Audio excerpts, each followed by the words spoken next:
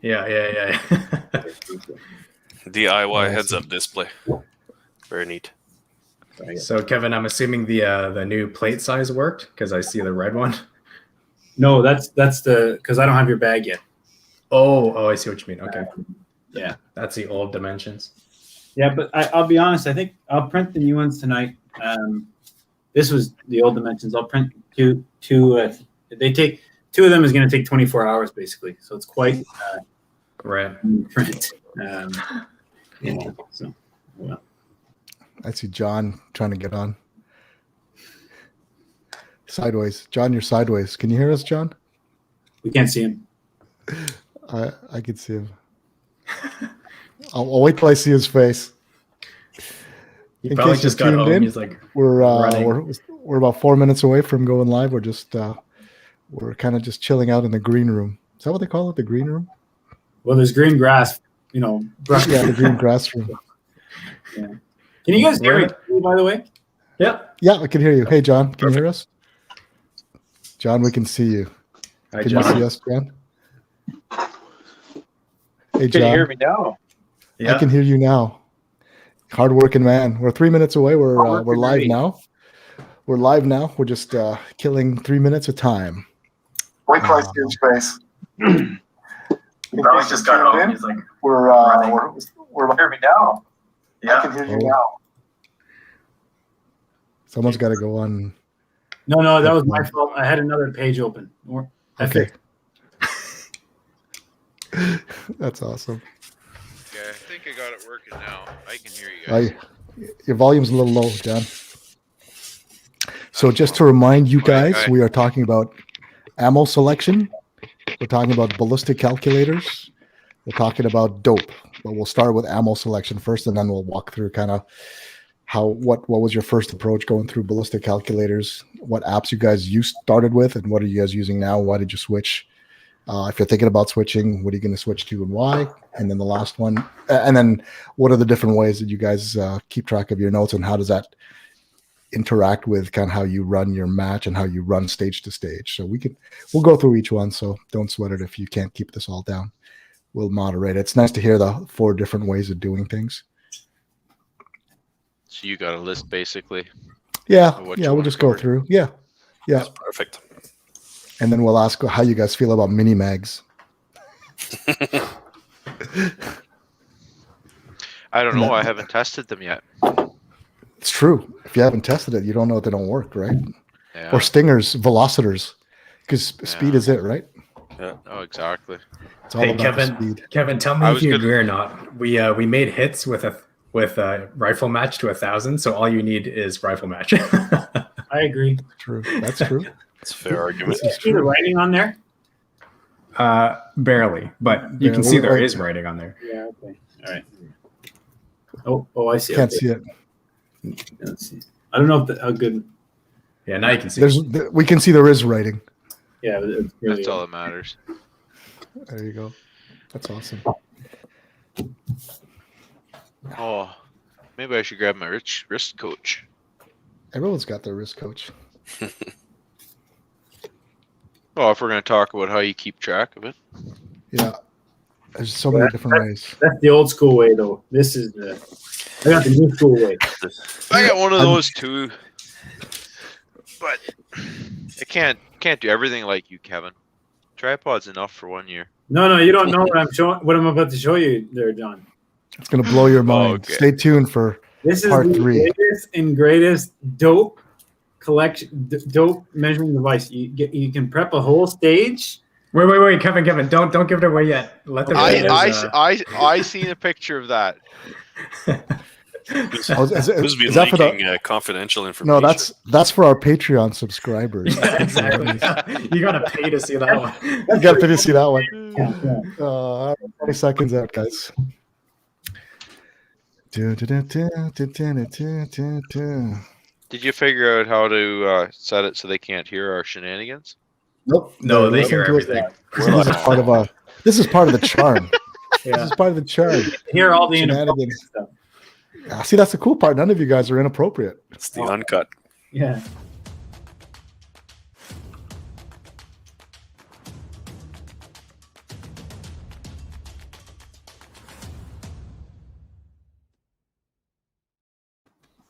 Hey, hey, hey, welcome to episode 3 of the Rimfire Nation podcast, brought to you by testro.ca. Joining us tonight, we get the full peanut gallery with us. I'm Rick, one of your hosts, and over to my right, I guess. Why don't you guys go around and introduce yourselves? I'm Matt. I am a competitive shooter and helping out Rick with the CRPS this year. I'm Thomas. I'm the match director for a few things, including the ORPS in Stittsville and a few of the CRPS around the Ottawa region. John? Hey guys, I'm John, and I am the match director to the Palmerston matches, and I also work with Rick doing the report cards and scores for the season. Master statistician.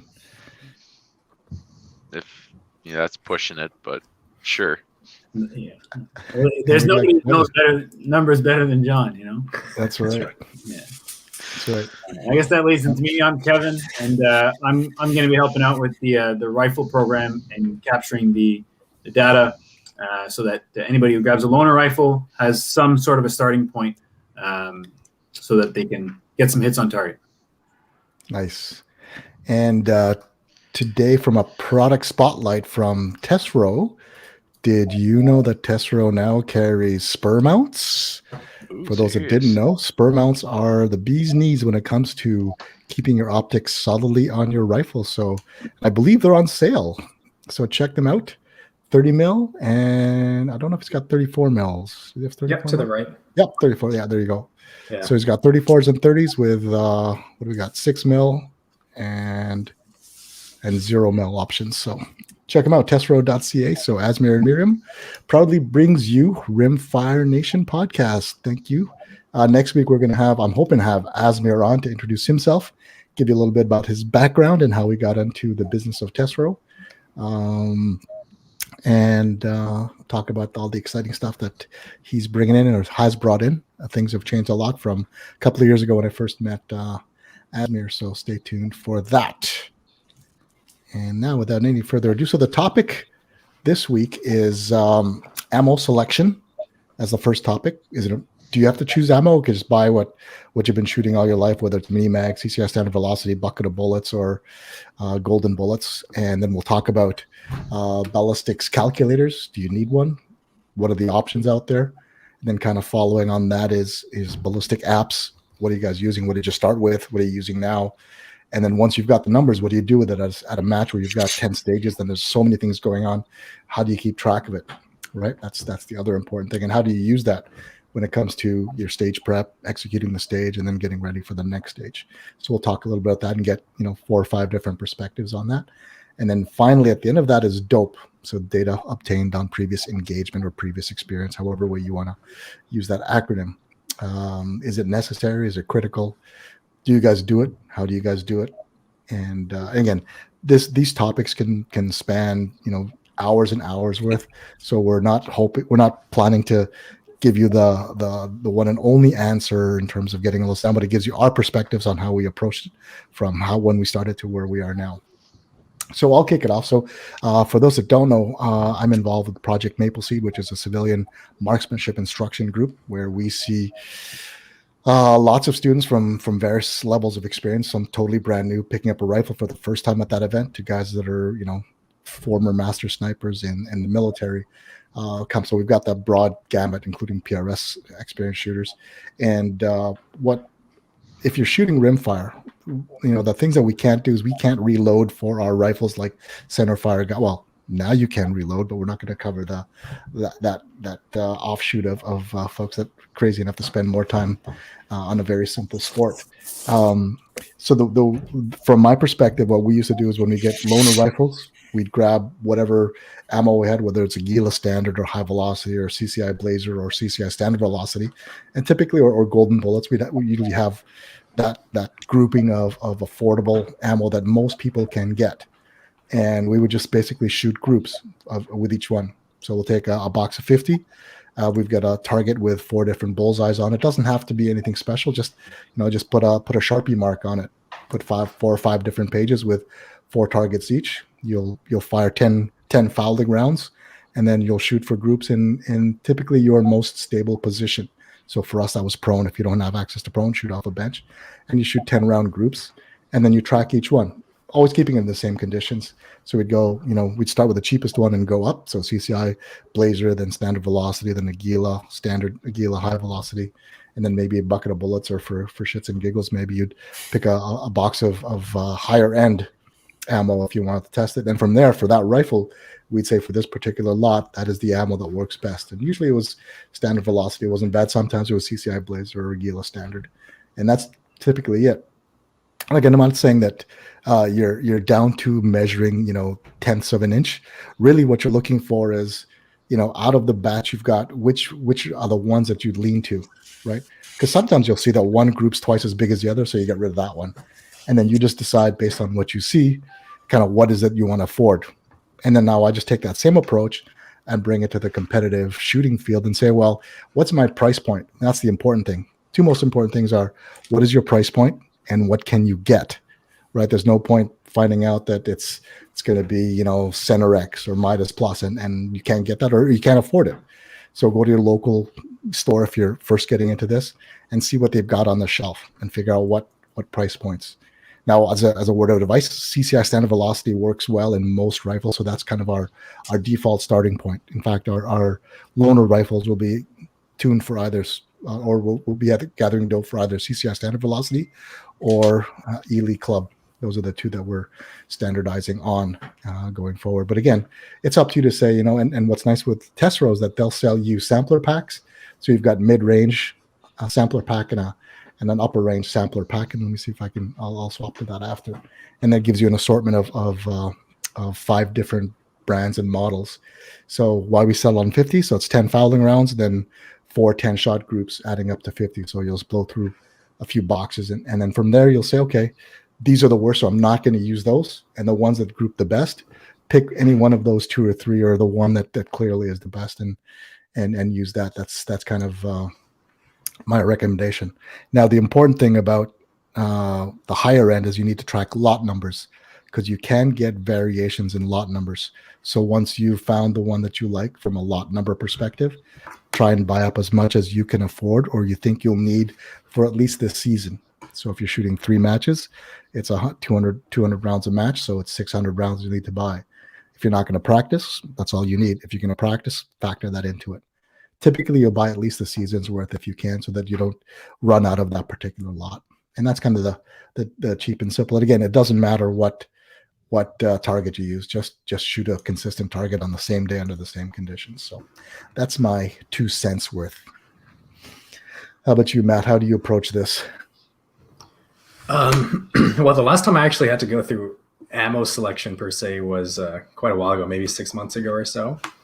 And I basically bought my own sampler packs, if you will, because I find, well, Tessero's great, again, like you mentioned, to get those sampler packs, but I think you get 2 boxes of each one, and I like to have like a brick of each one. So I just buy a brick of all the different ammos I want to test. And again, I keep price range in mind. I think that's a good point, because yeah, if, Midas Plus or whatever, Lapua works well for you, but you can only afford to shoot, a $50 of it every month, and it's probably not the best option. So I kind of pick a price point that I like to stay within, and then I'll pick my ammo selection or ammo for testing through that. And you can see here, like what you have on screen, you got the mid-range, the high end. If you want to stick with SK, you got sampler packs for that. So generally, I'll buy a couple, a brick of each one, and I'll just shoot at both 50 and then some longer ranges for groups. And the other thing I like to look at, not just which one gives me the best group size, but also the velocity data. So I invested in a chronograph last summer, and I think that's a great tool to have if you're looking to compare ammo, to see the average velocity it gives you, as well as the standard deviation and extreme sprint and whatnot. So to me, what I found as well is a match grade rifle like the MTR that I shoot, or the IBI barrel that I had on it, will generally shoot most match grade ammo very well, which makes ammo selection quite easy. And then looking at the chronograph data, I just pick ones that have good SD and good velocities. So again, the SK stuff that I tested, as well as the Ely stuff that I tested, both shot very well and totally good enough to shoot a match with. I wouldn't I wouldn't hesitate to shoot a match with the stuff I tested, which was Ely Sport, Ely Club, SK Standard Plus, and SK Rifle Match, are the 4 big ones. So what are you going to be shooting now? Right now, so Kevin and I, we went to Tesoro about maybe 3 months ago in the winter, and we bought 40,000 rounds of SK Rifle Match. So we split it, and like what you said before, the reason why we did that was for 2 reasons. First off, we just wanted a lot of ammo, and secondly, we wanted to make sure that the lot size, or the lot number was consistent. So we made sure that we each got 1 lot of 20,000 rounds, and that way we just have to test the ammo in all the temperature conditions, and then we can just run with it because we know it's all going to be the same. So we don't have to buy a brick here or a brick there. Yeah, so that's what I did. With how long will 20,000 rounds last you if you guys are splitting it down the middle? Is that 2 well, years? we each got 20,000 rounds, and I think it's about 2 to 3 years depending how much we shoot. Probably 2. Yeah, yeah. At this rate, it's going to be 2 years. Yeah. Nice. I'm going to touch on that point, which I think is extremely important. So, I mean, we bought a lot of ammo, definitely much more than the average.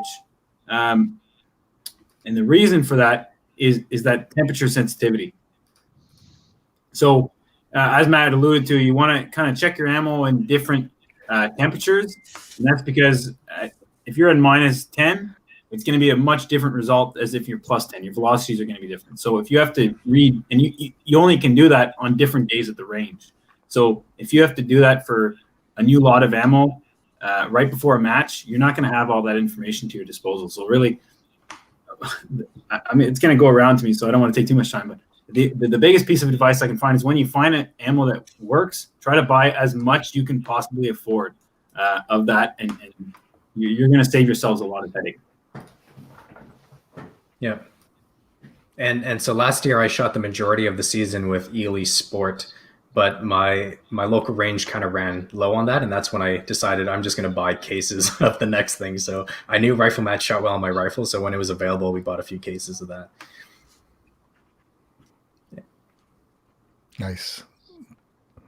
Who's next on the list? Is that Thomas?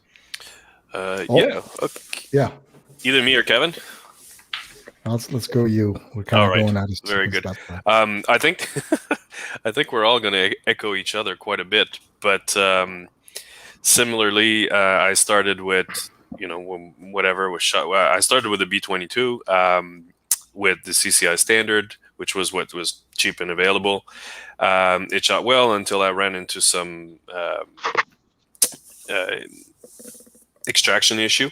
So then I started actually trying different brands of ammo and looking for consistency and all this stuff, but I didn't really have I didn't have access to a chrono at the time, so I only could do that when the right shooting partner was around. So I quickly got fed up with that system and started buying in bigger quantity, and that's where a good relationship with your local gun store pays dividends, because I was able to get a small amount of everything, every lot number that he had, even if they weren't necessarily on the counter, and then you go and try them out. And once I picked what was working well, I bought everything he had, and that's how I ended up running Ely Club pretty much for the first 1.5 year roughly. And I've just recently paid a little visit to Asmir when he had the long range on hand, and I didn't even lot test or brand test for that one. I just figured it shoots well for most people, and I've also switched to a CZ, which, as Matt was saying, seems to just shoot almost everything just perfectly. So I took a leap of faith and bought a decent quantity of that, and hopefully that will take me to next year. Nice. Hey, I forgot to ask, when you guys are shooting groups, what distance are you guys shooting it at? I do multiple. I start at 50, usually with the chrono on, and but I truly look for 100 yards and 200 yards is basically, but that's because of the range I have access to. Yeah. But absolutely. I think that in our game, if you're focused on CRPS, I personally shoot ORPS with, either leftovers from from the good stuff or CCI. But when it comes to CRPS, I pay attention a little bit more, and I'm looking for better group, better consistency at long range. Right. Okay. And Matt, you were shooting groups. Were you testing? Yep. So again, I zero at 50. I don't think there's a good reason not to for rimfire. And then I shoot for group. Well, I look for groups at 50 and then 100 and then all the way up till I can't see paper anymore. So I've done paper at 300 just to get a ballpark, but I'm always measuring groups at 100 and 200 as well. Now, you have to remember rimfire is very sensitive to wind. So if it's a gusty day, don't take your group sizes too personally, because you're not going to do great anyway. So try and find a really calm day to do group sizes. That's what I dealt with this afternoon. I was actually aiming on the left edge of that paper, and the group is actually on the far right edge. So I had a pretty decent at 300 in preparation for next weekend. Oh yeah. Oh, next weekend. I can't believe we haven't talked about next weekend yet. It's actually Wait, you mean this 3 days from weekend? now. This weekend. this Yeah, weekend. this weekend. Yeah. It's like our first match. Sorry, John. This is like the first match of the year now. Yeah. You were Yours was supposed to be be. Oh, well. Sure, blame it on me. Okay, we'll get to you next. So, Kevin, what do you do for ammo testing? It's pretty simple. I'll be honest. I'm a little bit of caveman here. I don't even own a chronograph. So I started shooting CRPS 3 years ago. I just had a Savage Mark II. I shot some. I think I went straight to SK rifle match right out of the gate. That was the first box of ammo I ever bought. I shot it. It shot great, so I used it since. I basically group it at 50 yards. As long as it shoots good, that's. I don't even group it at 50 or a hunt. I don't group it at anything beyond 50.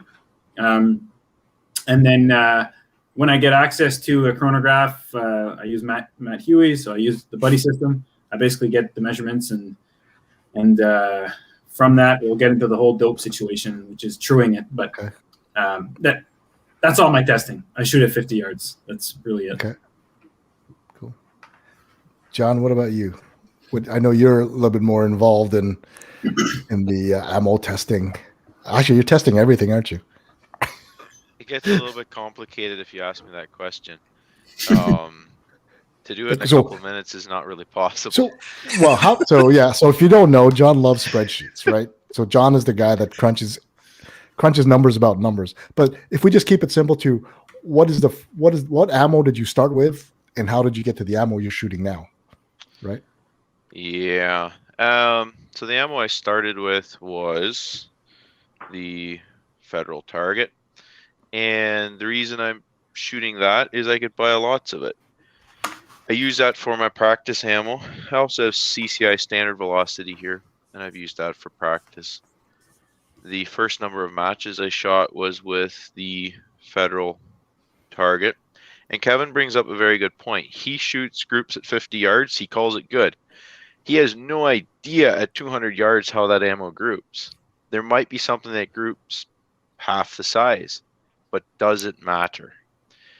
I have a bucket of Golden Bullet over there, and statistically speaking, shooting off of a barricade, I can now tell the difference between that ammo and, say, the Ely 10X I have sitting over here. But sometimes we get too wrapped up and concerned about ammo testing, and that is coming from a guy who obsesses over it. There can be too much energy put into that, and the things that really matter get missed. Sidetrack. Okay, so when I test ammo, I shoot at 50 yards. If something shoots a 3-inch group, it gets dumped, and then I move right to 200 yards, and I'll test there. I do very little testing at 100 yards. I don't feel that step is necessary. If you have a range that only allows you to shoot 100 yards, carefully done, you can have adequate data from 100-yard groups to pick an ammo. So if you shoot your groups, you get some velocity data, pick the one that has the best velocity SDs, you're good. You don't have to worry about it. If you want to go to the next level and you have the opportunity, I would say once you reach 200 yards, testing further is not going to tell you anything that you will not learn at 200 yards. Now, we could talk about ammo quality. A lot of guys run rifle match. It's very popular. And for the price point, it's a very common price point. If you move into the Ely match and Ely 10X, there is no guarantees you are actually going to have better performance. So I would recommend people buy ammo somewhere in that $10 a box range. And I think you'll find it's perfectly accurate for what we're doing. We're not doing bench rest, so it doesn't matter. Hey, we got a question on, define what good SD or ES is for rimfire. Like personally, for me, anything, 10, 7, I've seen 5s for. It's going to depend on the group size. If you're looking for extreme spreads, because 22 ammo is so inconsistent, you're going to have to shoot a lot. I would say around 50 to 75 rounds, and then you will have a pretty good indication of what your extreme spreads will be for that lot number. The SD, if you have between 30 and 50 rounds, you will have a solid number. And what I would see as an extreme spread between 30 and 40 seems to be the average good ammo in $10, say $10 for 50. SD, if you have an SD below 10, that is good. If your SD is 15, I would say that's a little bit on the higher side, typically running between 10 and 12 with decent ammo. Right. If you don't know what SD and ES is, I'm sorry, we're not going to get into it today. Yeah. And I think that the goal here is, I'm getting started in this sport, right? And I've heard this thing about ammo testing and picking ammo. Like you were saying, skip 100, but why isn't it valid to say, the ammo that shoots this? I can discount shitty grouping ammo at 100, right? That's a valid use of that 100-yard range. But it won't necessarily, or is it? I see you kind of snickering there, John. What's your opinion? That's why we're here, right? To if offer you these opinions. Go over to Sniper's Hide, and there's a, shall we say, discussion on this currently. Okay. My experience is that 100 yards is the very closest that you have any indication of how the ammo is going to shoot at long range. Okay. We could get into a lot of technical parts of it, but it's unnecessary. 100 yards, if you're very concerned about your 200 to 400 yard performance, 100 yards does not cut it. Okay, gotcha. And that's cool. I mean, for 70% of the guys, like that's the next level stuff that they'll need to work on. Yes. Right now, their ammo isn't why they're not placing better, right? There's fundamentals, there's not having proper, stage prep or mental management. Right now, we're just saying, let's eliminate variables wherever we can. So if you got shitty groups at 50, you're going to get shitty groups at 300, right? It's kind of the logic that we start. So how do I eliminate the shitty shooting ammo from my rifle? And everyone needs to know that ammo performance is tied to your platform configuration. So what does that mean? So if I'm running a CZ457 MTR in the Woodstock, it potentially could perform differently if I move that to a chassis, right? Just because things are changing. If I put a muzzle brake on it, it could change it, right? So you have to know that everything that you touch on the rifle could change how your rifle will perform from a group perspective with the same ammo. So it's important to confirm if you've changed something. I don't know if you agree or disagree. And I'm going to throw it out to the panel. Do you guys agree, or do you have an opinion on that? And that's precisely why I said I think we can get too tied up into this ammo testing thing, because in the grand scheme, it does not matter a whole lot. Well, if you don't, go ahead. Are you saying don't even bother? Just buy what color you like? Honestly, 90% of the people on here went and bought SK rifle match and did no Yeah. testing. They would do perfectly fine.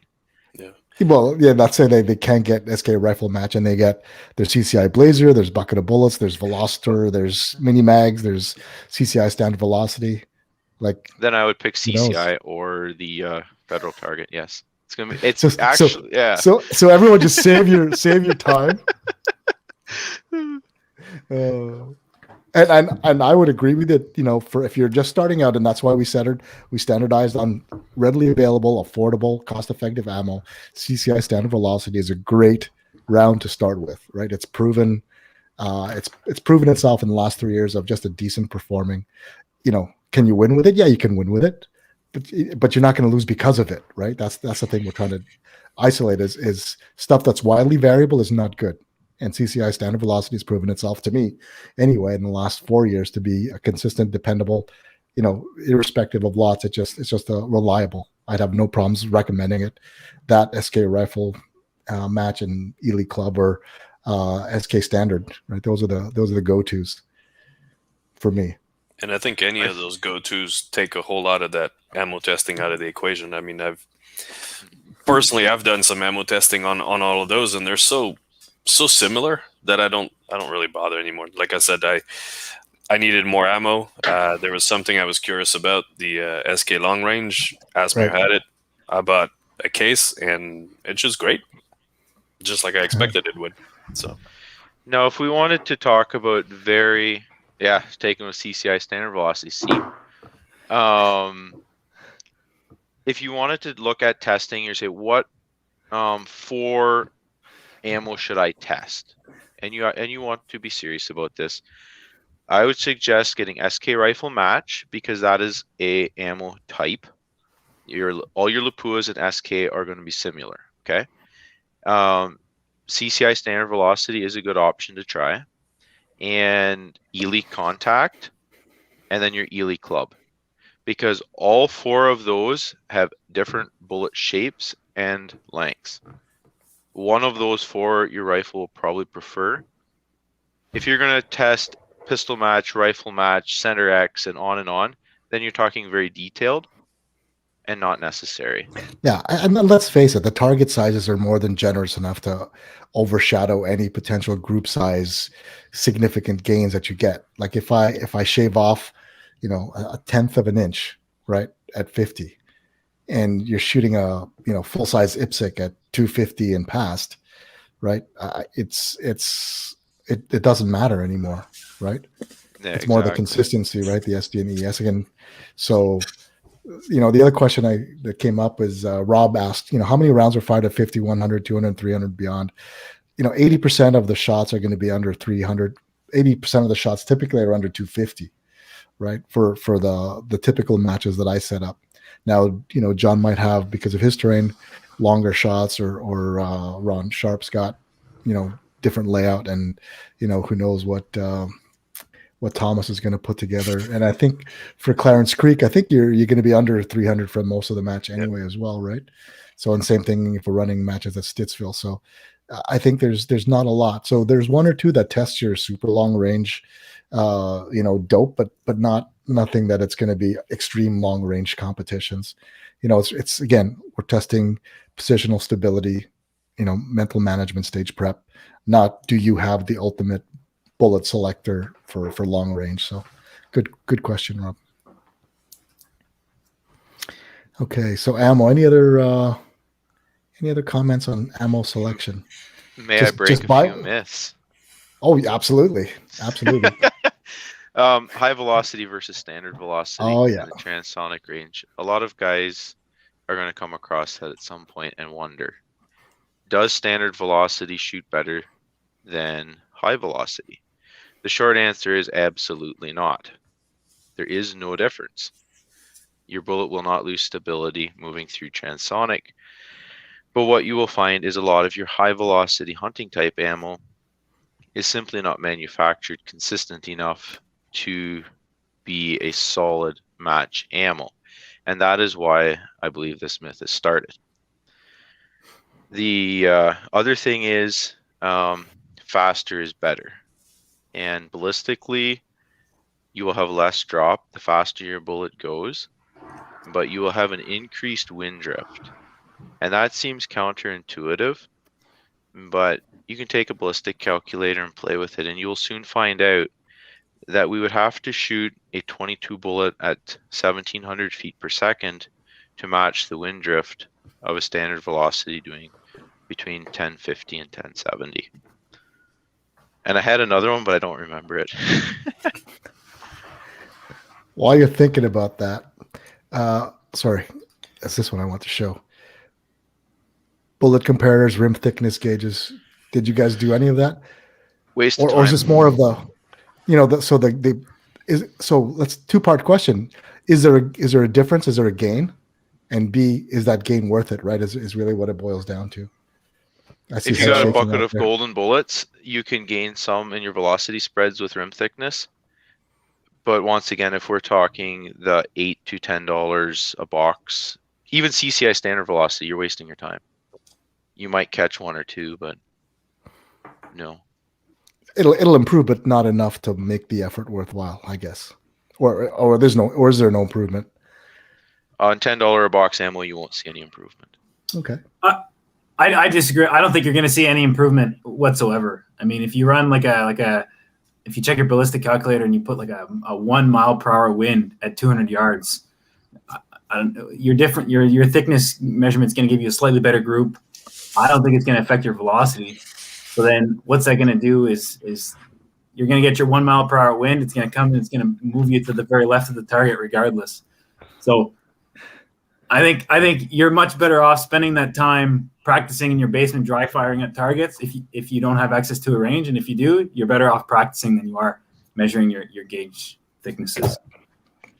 Okay, so I think we'll stop the ammo selection there. So it sounds like the consensus and what you guys have done is just pick one of the good, reliable ammos and start there. The gains that you potentially pick up isn't worth it because based on the target sizes, it doesn't really matter, right? Like having the right ballistic trajectory is better than a smaller group size at 50, right?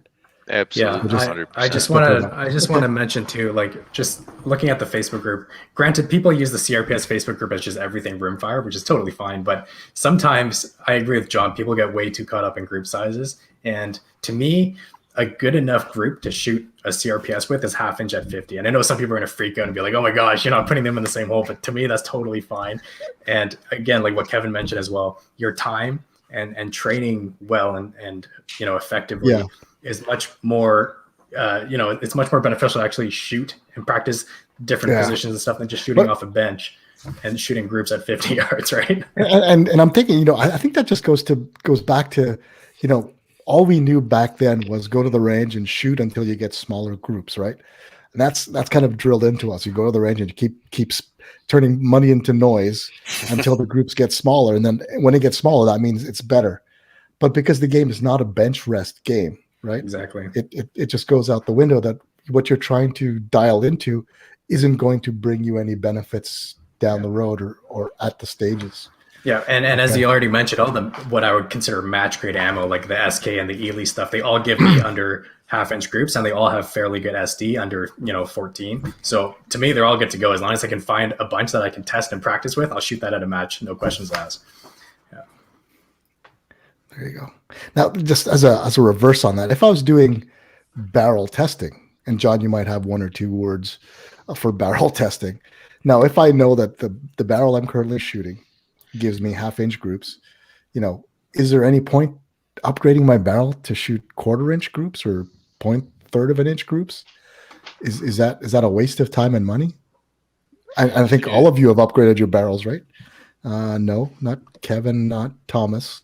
I know, John, you might have a barrel or two floating around your workshop, right? Maybe. I upgraded to an IBI last year, and I found it shot. If any performance gain that I got in the IBI barrel was immediately taken away by external factors like wind, body position. Like it's a great barrel. Don't get me wrong, but again, in this sport, like if I had a CZ457 synthetic that had the sporter barrel in it, it is a big step up from that. But if you're shooting a match grade barrel already, like an MTR, you're going to be very hard pressed to find a difference between the two. Right. And if there is a difference, it doesn't make a difference based on how big the target is downrange. Yeah. I mean, and also I think in the grand scheme of things, and I've done a few maple seed, and I know that in good conditions I can shoot about 4 MOA. So that half MOA group doesn't really make a difference. I'm the biggest component of inaccuracy in the system. So to reemphasize the point, I think is buy a reputable brand. Chances are it's good enough, and then just spend more time working on your positional, whether that's dry firing in the basement or if you're lucky enough to have the space for it, shooting off of barricades, definitely. So, but again, if you're buying a custom action and you've got your choice of barrels, you're going to be testing to see which one performs the best, period, right? Because you're at that level of the game that it's you're just immersed in it. Is that a fair assumption of why you're doing it, John? I think so. You're hooked. You're hooked. You're there. Right? It's a game on its own, right? That getting the ultimate performance is the game at this point, as opposed to. I do think there's some misconceptions on what is an accurate rimfire as well. If you have a rifle that's shooting consistently half-inch groups at 50 yards, I would like to see a lot of groups first to believe it. And to think that you're going to buy an IBI barrel, or you pick any brand you want and magically shoot quarter-inch groups, you'll be disappointed.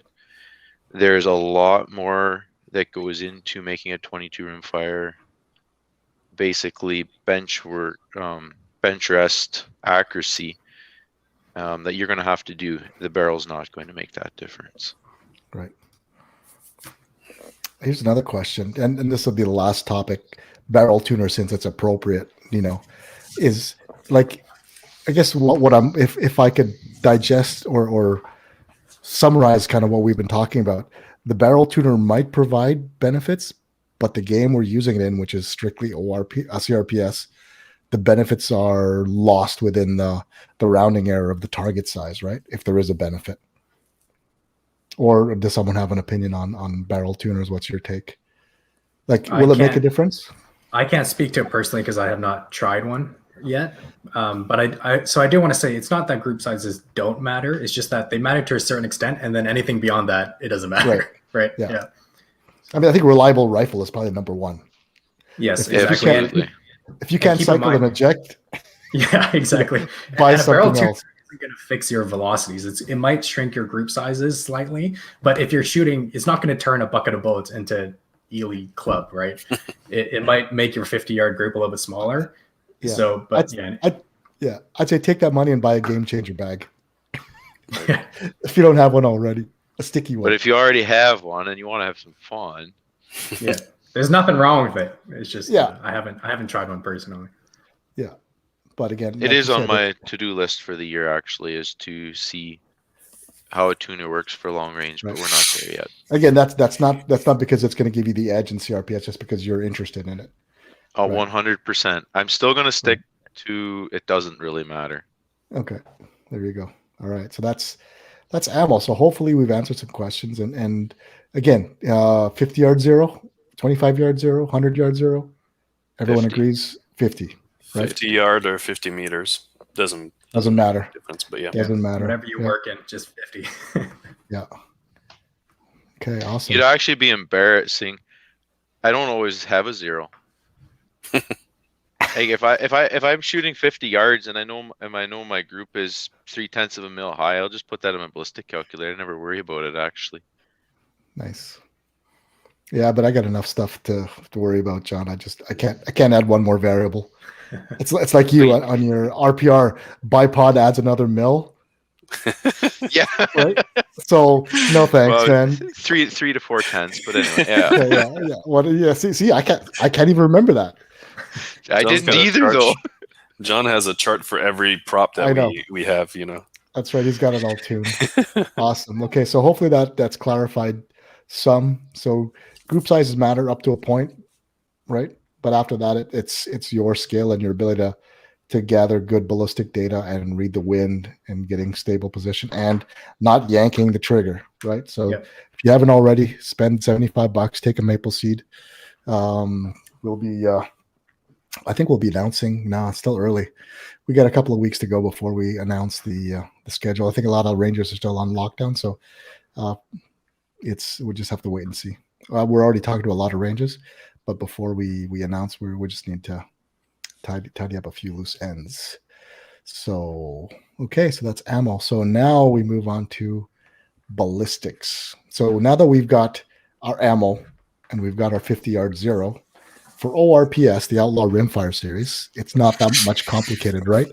I'll share my screen, and the one that I started with was JBM Ballistics, right? There's a simplified ballistics calculator where you just say what is around you're using, what's the velocity, and if you don't have a velocity, the one that's on the box is as good as any other number, and it's closer to the truth than it is if you have there's a drop down where you can select.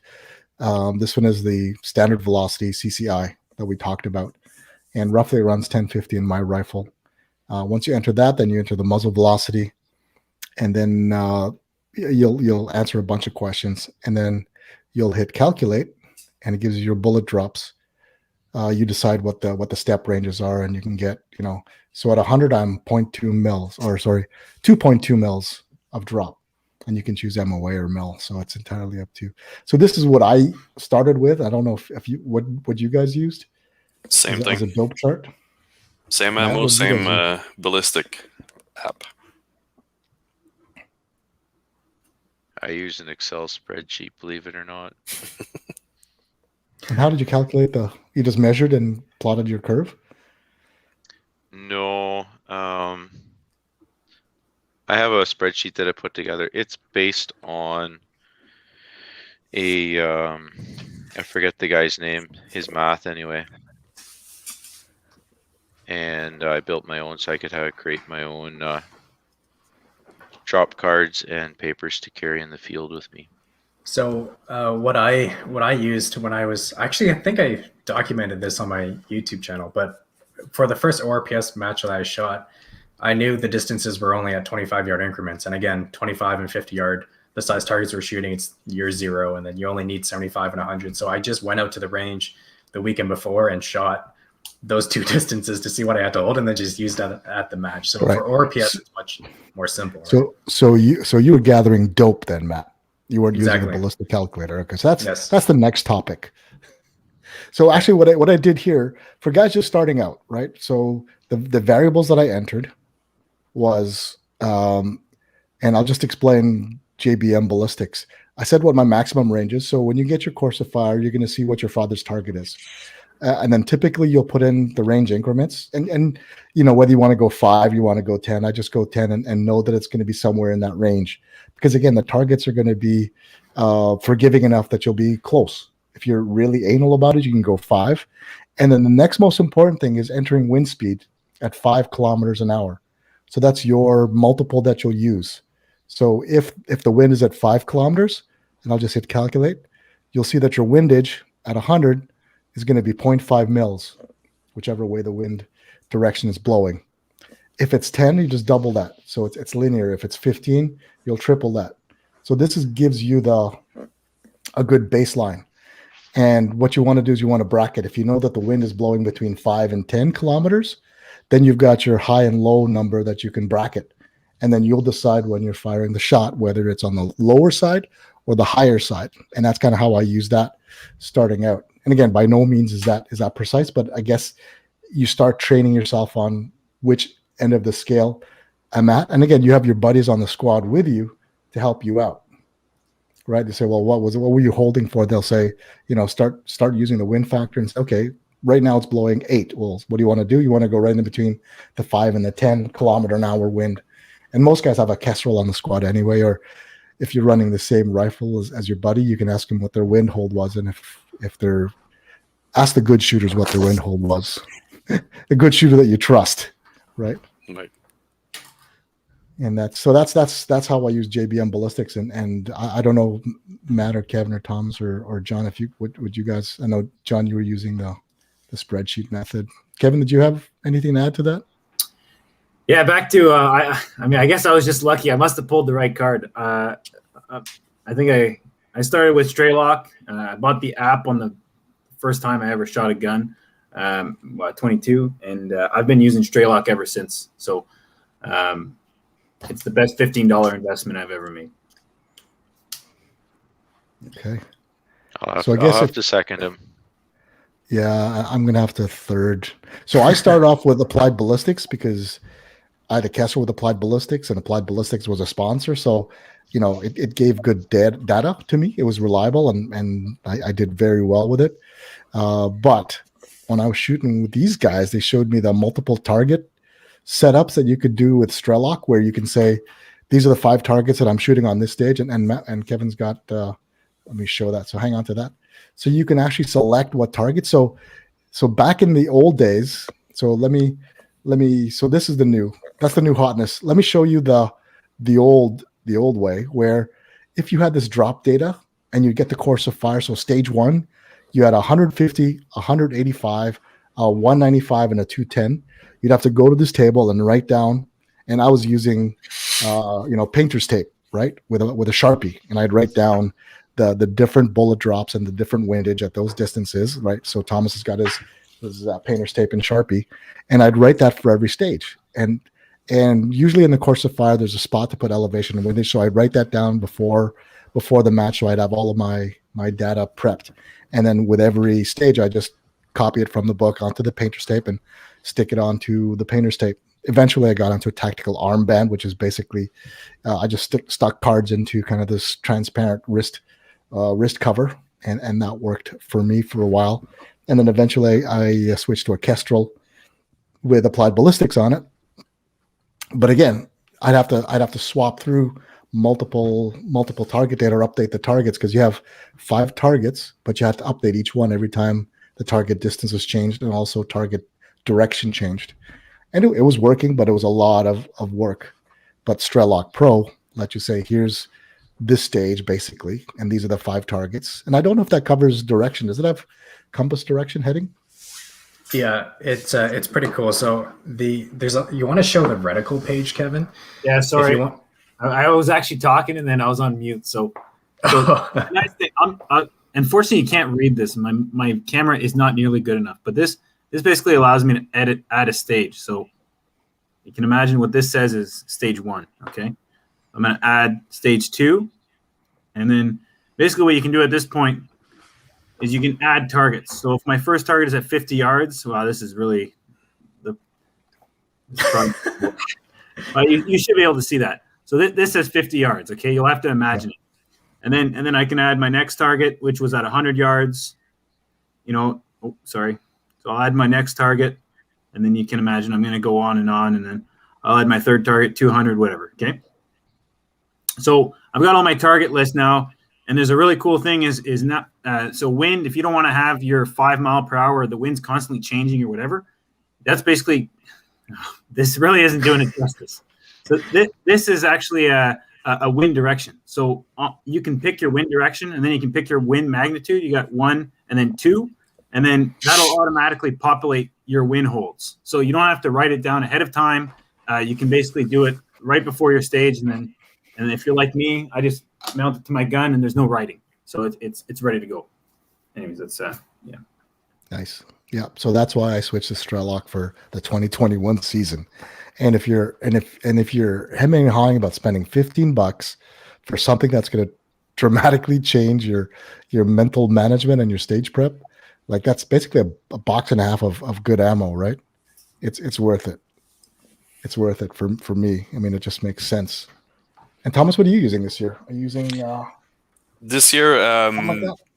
Well, actually, I'm using the Kestrel, but I have, after the rain and sleet and everything we got at the Eastern Final, I'm switching from the painter's tape and Sharpie, which failed me on the day that was wet, for basically right in the rain, and a pencil.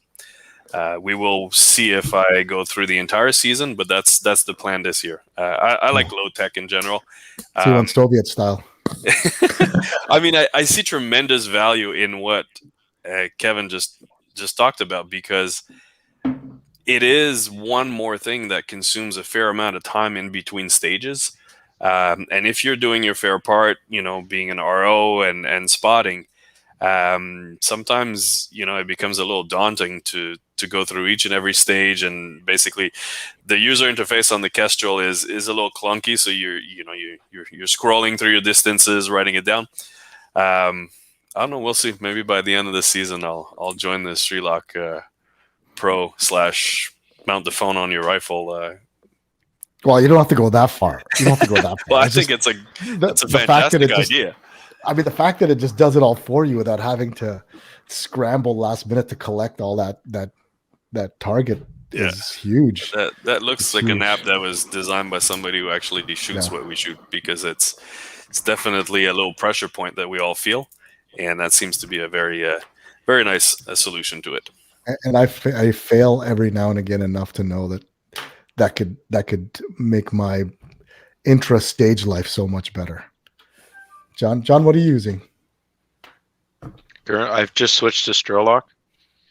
I've been an applied ballistics user for quite a while, actually. Yeah. That's what I would have used as center fire, but it had some shortcomings for competition and also for rimfire. So if you want to buy once, buy Strelok.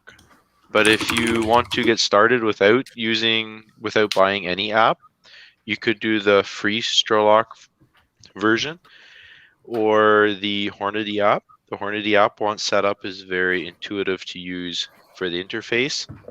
And there's others, but Lapua, if you're shooting SK or Lapua ammo, is also a good free option. Nice. There's choices out there. I mean, so the other question is, so these apps obviously take input, right? You need to garbage in, garbage out, right? So what are the common things that, like, again, we're gonna talk in general about these apps because they all typically run the same way. What are the variables you've got to put in, and how do you guys get the key variables? I do have to say, just before I start on that, most apps that I've tried, so last year I was using the Hornady 40OF app quite often, and I find most of the apps, I've played around the Lapua one too, you can tune them to match your ammo fairly well. But the reason why we like Strelok so much is because of all the extra features it has that benefit us shooting these types of matches, and all the cool features that's implemented within the app. In terms of inputs, I like to keep my muzzle velocity what my crony is telling me, because that's just one thing I know for sure. So if you have a crony, I would stick to that. And then I play around with the BC until it matches up pretty closely.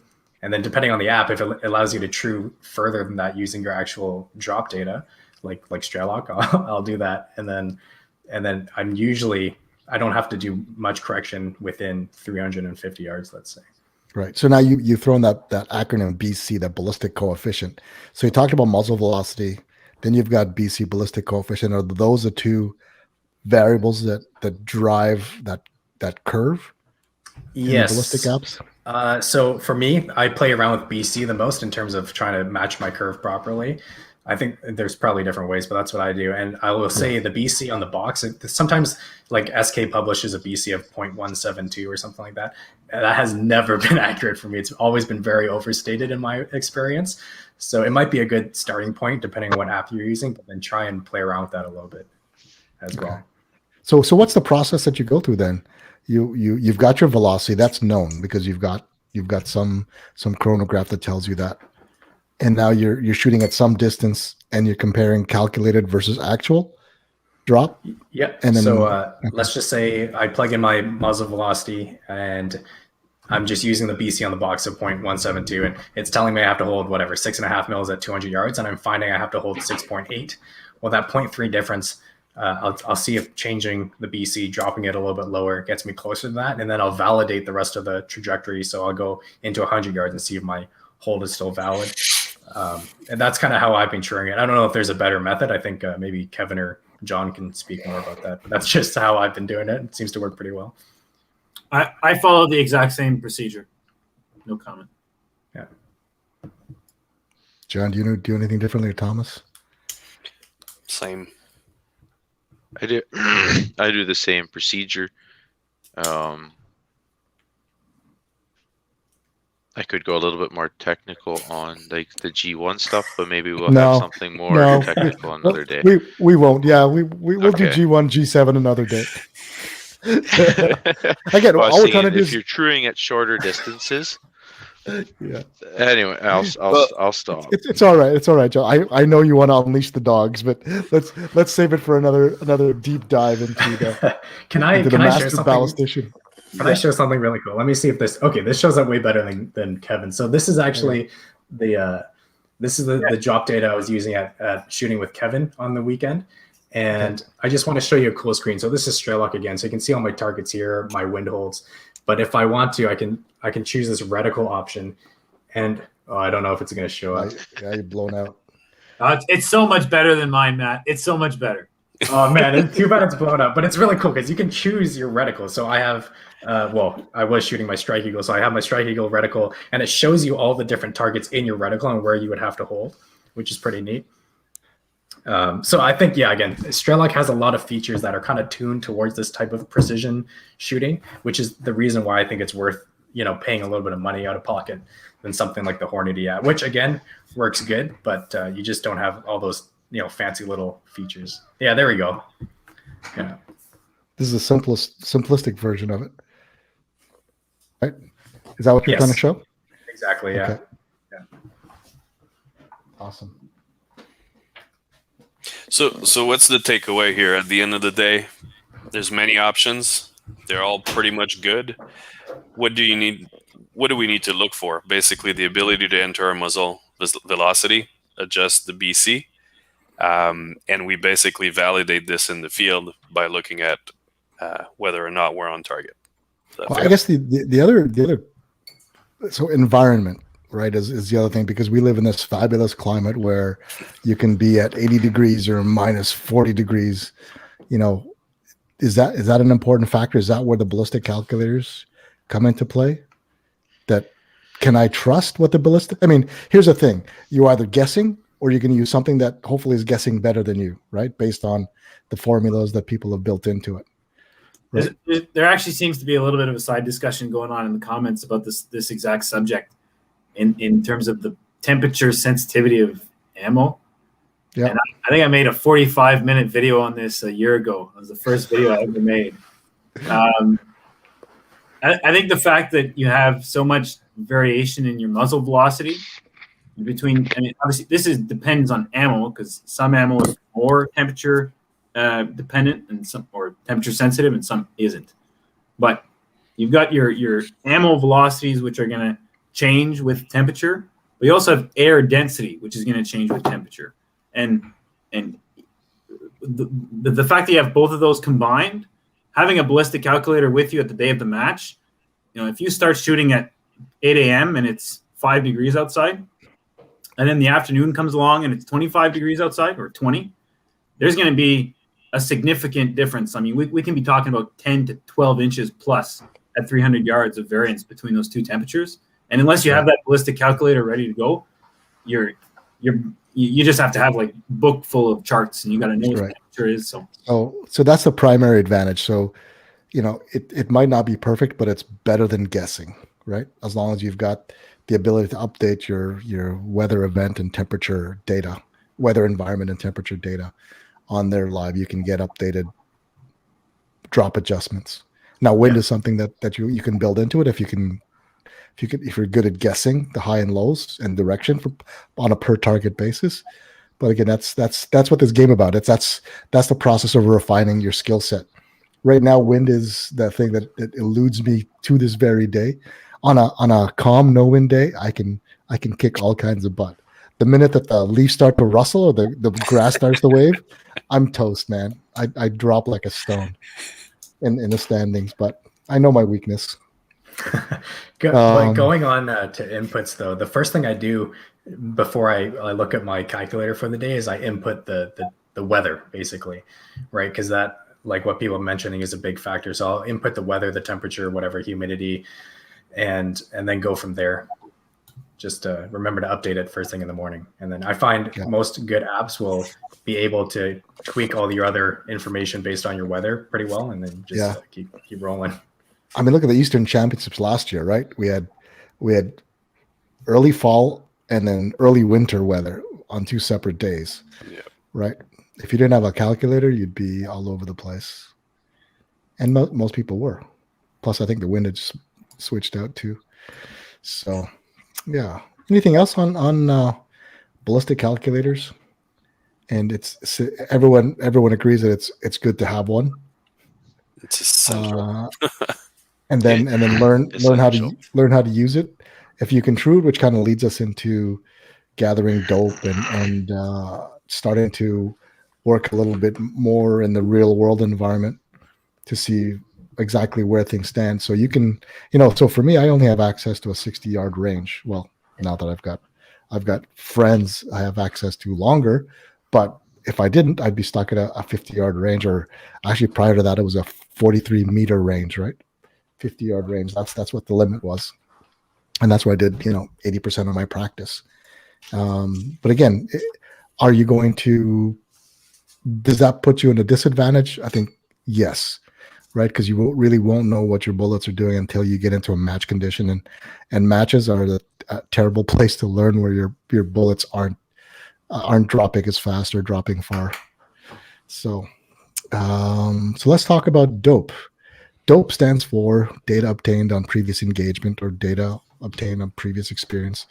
But it's basically gathering your actual bullet drops based on real world conditions at the distances you're going to be shooting at matches.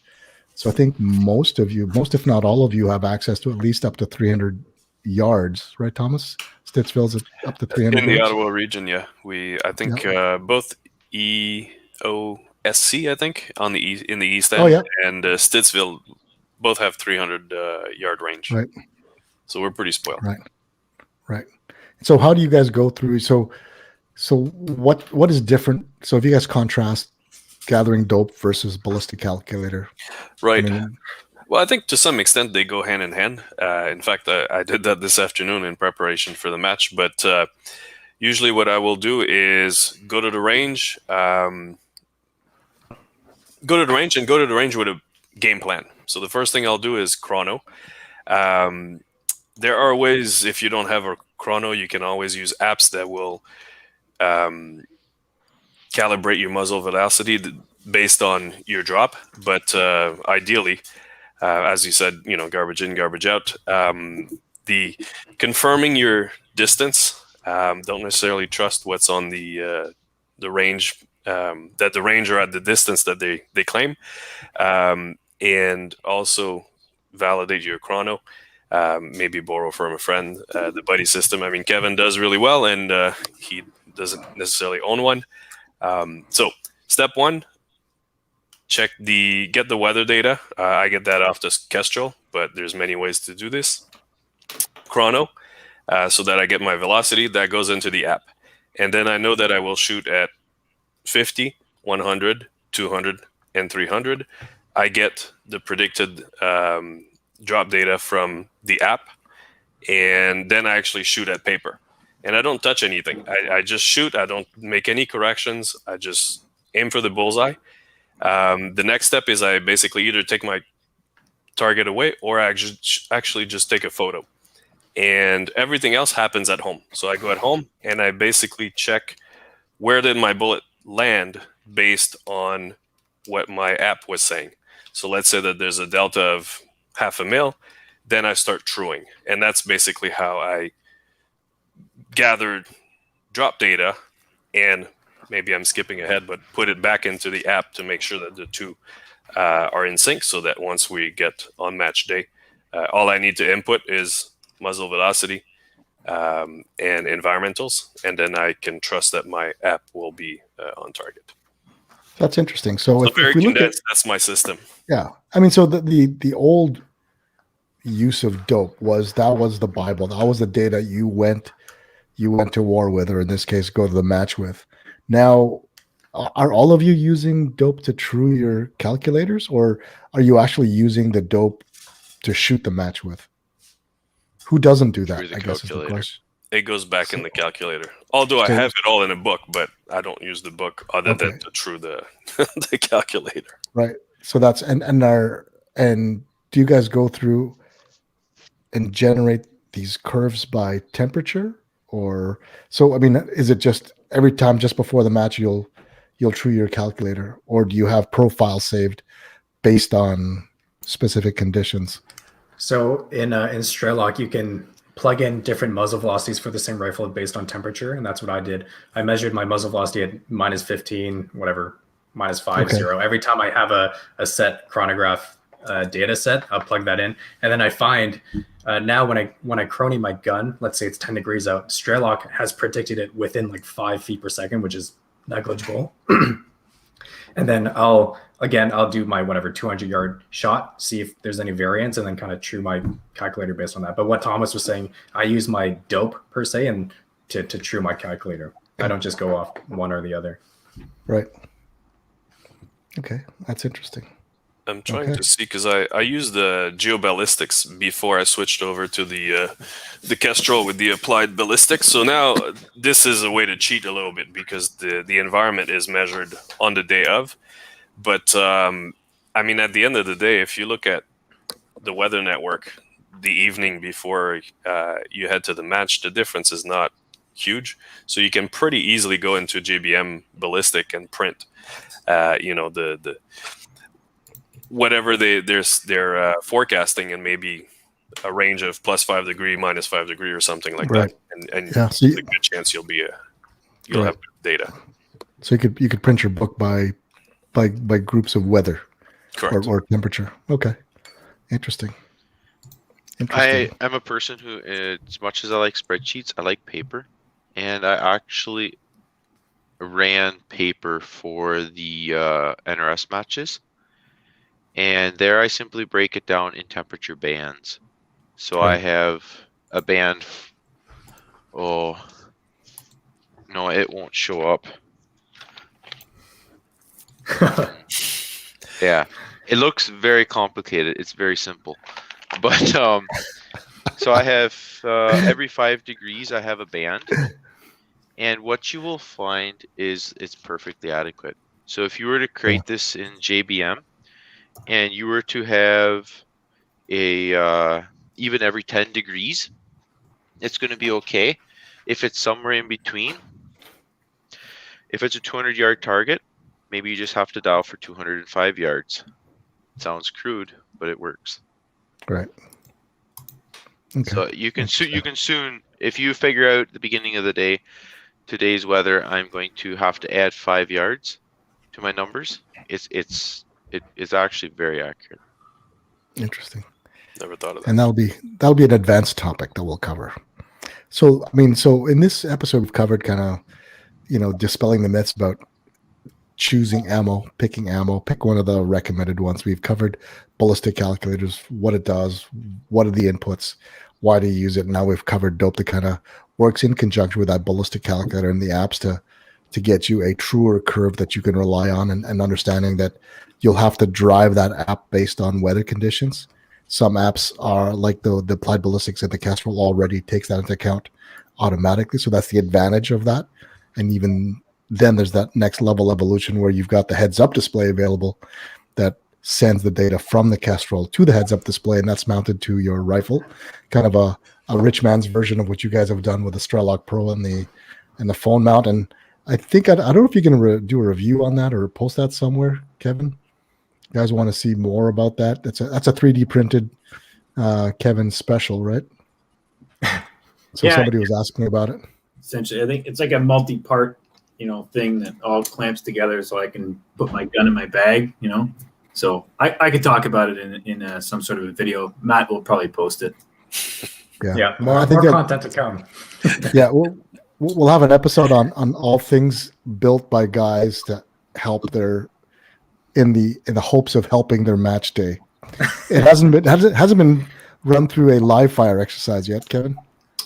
It's been through about 4 practice runs. I needed to get used to it because this is just magnetized. So if I pop it off, it will fall. But if I don't hit it, I mean, I can't take it off side to side. Well, it's a good thing there's no obstructions or obstacles in our way on a regular basis at those matches, eh? No, I mean, it's not a perfect system, but there's no such thing as a perfect system. So I'm just trying to do what I can to maximize my time. I'm gonna hire a turret monkey and a dope monkey. That's what I want. Someone just to move my dials for me and call wind. That'd be awesome. I'll call wind for you, Rick. That's awesome. That's what I need. I need help. No guarantees on hits though. That's all right. You know what? I think it couldn't be worse than what I'm doing. It couldn't be worse than what I'm doing. So anything else you guys want to cover on ammo and ballistics and dope and well, let's talk about kind of in the just wrapping up now. So how do you integrate all this data into your stage plan or your match plan? What's the process you go through? Just go around the table of I think I've described mine. I look at my book and I say these are the distances, and I've written down the elevations and the windages typically that I bracket. I'm always bracketing the wind based on what the conditions are. So if I'm at Medicine or Southern Alberta, it's always 25 kilometers an hour right across, and that switches directions halfway down the range. And then I'll just write that either on a wrist coach or a piece of tape, or what I do is like the name tag holders that have adhesive labels. I'll just pin that to my cuff and I'll just stick a brand new one on, peel the old one off. So it doesn't just get a booklet of those and you're good to go. And I'll just, if I'm feeling adventurous, I'll prep that. But usually I'm doing it just before the stage because that's as much prep, and not being able to find it is just as worse as not as bad as not having done it. So I just rather do it and know that I've got it. And usually painter's tape is what I default to. So that's kind of my prep, and I just cross my fingers and hope everything I input was correct and just send it. How about you, Matt? What do you do? So yeah, as you might expect, during the downtime when I'm not shooting a stage between stages, I just go to my ballistics app, find the distances that I need, and I just jot down the information. So I used to use a wrist coach, but in the winter you can't fit it over your jacket. So I have a dope card holder, which essentially is just this little guy. This part mounts onto your Picatinny rail, and then you have just like a chart here, and I put down the various target distances as well as your drop data for it, obviously. But I'm a pretty big holdover guy, so depending on the stage, if I decide to hold over or dial, I'll put in either the difference between each one for my holds or what I actually have to dial on the turret. And then I'll put my min and max wind, depending on the wind conditions again, so I can kind of bracket the wind during the stage. So I have 3 to 4 columns, which can get kind of squished in terms of how much data you're actually writing on one of these cards. But during the stage, you kind of know what to look at, and it doesn't get too confusing. So that's basically what I do in a nutshell. Make sure you write neatly though, because my handwriting is pretty poor. So sometimes it's come back to bite me. It's like, is that a 6 or an 8 or a 9 or a 4? So yeah, it's my tip to you. Awesome, Kevin. How about you? What do you do before, during, and after the stage relative to your dope charts and ballistics? You're on mute, buddy. Thank you. So that's obviously the updated system. That's brand new. I mean, I used to just use cards. I'd have one of these cards prepped for each one of my stages. So you can see my numbers there. I had stage 1, stage 2, stage 3, stage 4. Okay, these would all be ready the day before. And really the only thing I didn't have would be wind. And then if there was a target change distance, I'd have to change that. But the only column that I left blank was wind. And then right before the stage, I'd be looking through my binoculars. I'm seeing if people are missing left, right, whatever. And I'm looking at this flag, and that's on my tripod. What's the wind doing? Right before my stage, probably when I'm on deck, I'm up in 2. I'll fill out my wind, and then I basically just slap that onto my gun, and I'm good to go. Because all my dope is already there, so I'm not really worrying about that. I'm just worried about the wind on the day up. What this thing allows me to do is essentially all of that, but just that much faster. One, it doesn't take me time to make these cards, but 2 is I can adjust my wind up to the second that I shoot, and that just by clicking on my wind, and I change my my direction. So is it a left to right? Is it a right to left? Is it a 45? Is it a headwind, tailwind, whatever? It's all done and automatically populated. I just really slap this on my gun and I'm done. So this, back to Thomas's point about saving time. I'd say anything that you can do to save yourself 2-3 minutes in time spent between the stages is going to help you, because if you're a team player, you have to do, you have to spot, you have to be an RO, you have to do all that other stuff. So you don't really have much time in between two stages to actually do your own thing, so you want to try to minimize that amount of effort. And that's because that's where mistakes are made when you're rushing. John, how about you? Do you have anything to add? What's your stage prep like? I'm gonna go a wee bit of a tangent. No, not long. But notice how Kevin fills out his drop data the day before. I would never be so stupid to do that. But does it matter? And that is the thing. We worry about 2 degrees change in air temperature. Oh, we got to update it. Oh, what's the air pressure? We got to update it. Meanwhile, Kevin, he did it the night before. And he does all right. Things don't matter. Exactly. Does all right. Some of these things don't matter. Anyhow, so I use cards as well, and I put them in a risk coach, and I have, it's all backwards, guys. The yellow here is my drop.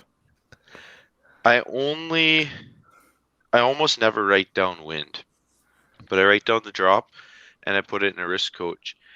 And I also try to memorize it. And then if everything goes sideways and I lose my marbles, I can look at my risk coach and get my bearings again. What are you doing for wind then? You're not writing wind down. No. I do. I don't know. I guess how to even explain it, honestly. You just ask Yannick. That's my technique. Yeah. hold the upwind edge. Period. Yeah. No, that holding left edge thing's just gonna get you in trouble. Yeah. Thomas, how about you, man? You do anything different? I always start with good intentions in doing what Kevin does and preparing it the night before, but I always run out of time. But this is not that different from what I was using the year before. So in between stage, I will consult my Kestrel, write down the drop on this. But I would say I'm still fine tuning this system. I don't think I've ever done it the same twice yet, and that's probably not a good approach. But until I find something that works really well, I'll keep fine tuning. My goal this year, and I wasn't kidding when I said, hold left, that's my strategy, and it has been. This year we're working on bracketing the wind, so this whole process will get a little bit more complex, but it's a step I need to take now that I'll be shooting in open. But yeah, the plan is to basically do what Matt mentioned, is in between stage, just consult the Kestrel or my app, whatever it is, write it down, and get ready to shoot. There you go. Awesome. I think that's it, guys. Awesome. Great chat. Great. Nice to hear the inner workings of your twisted minds. Greatly appreciated. For those that are interested, in terms of events, we've got most of the upcoming events are already sold out. We have our season opener next weekend. It's going to be fun. Chris has been giving me updates on the range. The snow is melting. It is still going to be potentially muddy, depending on how warm things get. Last year was insanely muddy, like up to your ankles type of muddy. Yeah, we'll see. It's not that fancy resort that John has laid out with the gravel and the cement pad and everything else. That's kind of living life. I want to thank you guys for. I want to thank you guys for taking the time out and sharing your experience, your thoughts, and clearly. Hours, if not days, of effort at putting this knowledge to the test and coming up with the fact that group size doesn't matter. I want to shout out to Tessro, Asmir and Miriam. Thank you very much for your generous support, not only of this podcast, but for the shooters since our very first events way back when. Things have changed a lot. He now carries Victorinox Swiss Army knives. That's a limited edition. He has excited unboxings. I can't get over how excited he was getting over the limited edition ones that he was receiving. Wiley X sunglasses, Citron scopes. He's the master importer of CZ pistols and rifles. He's got a couple on my wish list there. And he does a great job at supporting the shooters across the country with their ammo and rifle needs. So thank you guys for all your support. Any shout outs, guys? Matt, Kevin, Thomas, John? Not off the top of my head. No? All right. Awesome. Yeah, my wife for letting me do this. There you go. That is true. This would not be possible without the amazing support of my family. So thanks to them, thanks to you guys, and thanks to all of you out there for your continued support. We ended up selling over 100 patches for the Cortax Solutions Tangent Theta. So Lori P out of Winnipeg is the lucky winner. So man, I one day it's on my bucket list, and I think all of you still want one. I haven't held one in my hand, so it'd be good. So that's going to a good home, and that's it. So we'll look forward to seeing you guys. Matt, you're not shooting this weekend, right? I'm not. I'm shooting Palmerston though. Okay, all right, awesome. Thomas, you're going out. Kevin, you're going out. Yep. Yeah. And So John, we'll you see you guys Saturday. yeah, we'll Yes, see sir. you on Saturday. Oh, awesome. We'll put all your ballistics and dope gathering results to the test. Yeah. That's awesome. Next week's episode will be a debrief of the match, what everyone's thoughts were. Chris Tischler is our match director for this weekend, so he's been working hard putting steel out there and props and barricades for us to slip around on. Torture us a little bit. Exactly. So we'll do a debrief, and I'm hoping to get Asbjørn on to introduce himself and testro.ca to the audience as well. So I'll let you know if that happens. I sort of mentioned to him. I don't know if he's actually available, so that's the potential bonus, and maybe one or two more surprises next week. So anyway, that's it from Rimfire Nation podcast. Thanks to all of you for sticking around. Thanks for downloading. We're available on Spotify, Stitcher, Google Podcasts, Apple Podcasts, and I think I'm forgetting one more, and also on the YouTube channel, Canadian Rimfire Precision Series. So that's it. Have a good night, everybody. Stay safe, and we'll see you on the firing line. Take it easy. Thanks, everyone. Thank you. Okay, well. So yeah.